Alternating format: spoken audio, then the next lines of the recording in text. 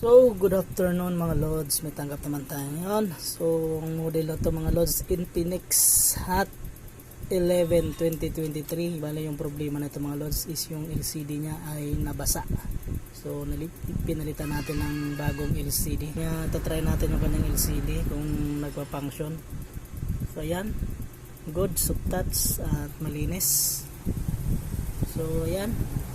So, sa mga magpapagawa dyan, mag-business lang kayo at may libre kayong merienda. So ayan, yung LCD nya ay nabasa to ng tubig. So pinalitan natin ng bago. So ayan, salamat sa mga sa mga kabarangay natin na nagtitiwala.